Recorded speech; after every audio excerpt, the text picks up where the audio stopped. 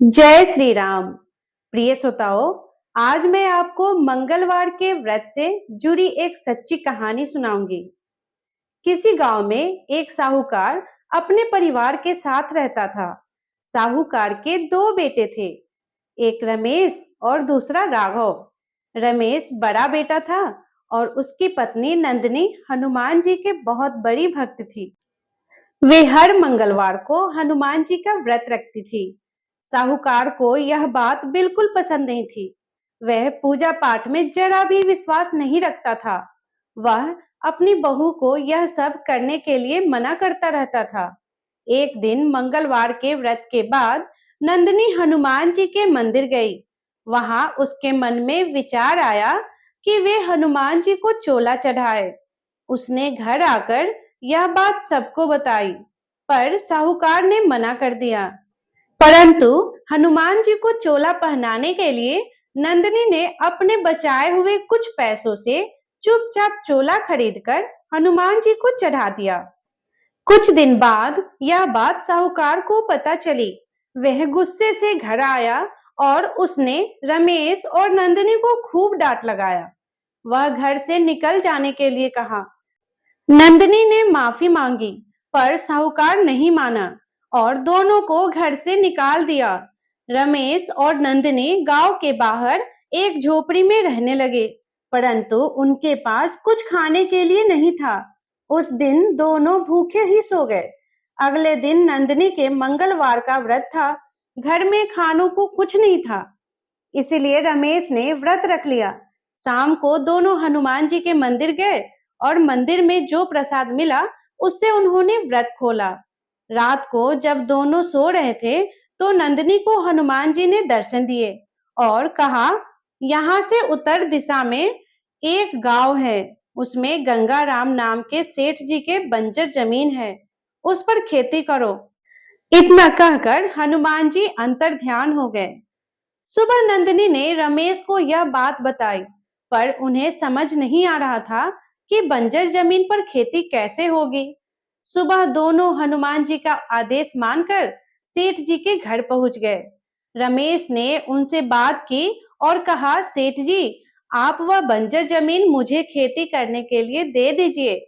मेरे पास देने को कुछ नहीं है, परंतु जो भी फसल होगी उसका आधा हिस्सा मैं आपको दे दूंगा। सेठ जी उसे समझाया कि वह जमीन सालों से बंजर पड़ी है, उसमें कुछ नहीं होगा। पर रमेश के विनती करने पर वे मान गए। रमेश ने उसी दिन से खेत को जोतना शुरू कर दिया। दिन रात मेहनत करने पर भी खेत की मिट्टी उपजाऊ नहीं हो पा रही थी। नंदिनी कुछ घरों में काम करती, जिससे शाम को कुछ खाने को मिल जाता था।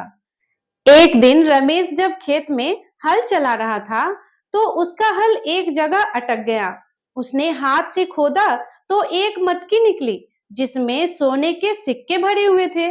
रमेश को समझ आ गया कि क्यों हनुमान जी उसे इस बंजर जमीन में खेती करने को कहा।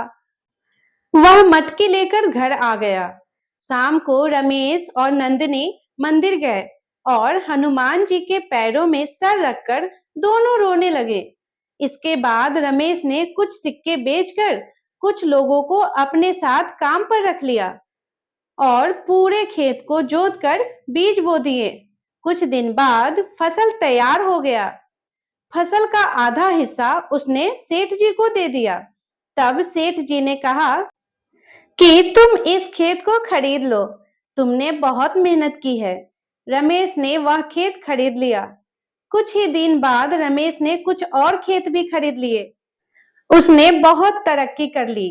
उसी गांव में उसने बहुत बड़ा मकान बनवाया और उसने बड़ा सा हनुमान जी का मंदिर भी बनवाया। रमेश अब केवल हिसाब किताब देखता था और नौकर खेतों में काम करते थे। उधर साहूकार पर हनुमान जी का प्रकोप पड़ा। साहूकार के घर चोरी हो गई, उसके खेत बंजर हो गए। साहूकार और उसका छोटा बेटा एक दिन उसी गांव में आए और रमेश के यहाँ आकर काम मांगने लगे। रमेश ने जब उन्हें देखा तो वह अपने पिताजी के पैर छुए। साहूकार ने उसे सब कुछ बताया। रमेश ने पूरे परिवार को अपने यहाँ रख लिया। तब से साहूकार और उसका पूरा परिवार मंगलवार का व्रत करने लगे। वह हनुमान जी के भक्ति में लग गए। हे बजरंगबली, जैसे आपने रमेश पर कृपा बनाए रखे, वैसे ही इस कहानी को सुनने और कहने वाले सभी भक्तों पर अपनी कृपा हमेशा बनाए रखना। तो प्रिय श्रोताओं, ये थी हनुमान जी की सच्ची कहानी। अगर आपको यह कहानी पसंद आई हो तो वीडियो को लाइक करें, और अगर आप चैनल पे नए हैं तो चैनल को सब्सक्राइब करें, क्योंकि इसी तरह हर व्रत की कहानी और नई नई कहानी आपको इस चैनल पे सुनने को मिलेगा। और कमेंट में जय श्री राम लिखना बिल्कुल नहीं भूलिएगा। तो प्रेम से बोलिए बजरंगबली महाराज की जय, सियापति रामचंद्र की जय। धन्यवाद।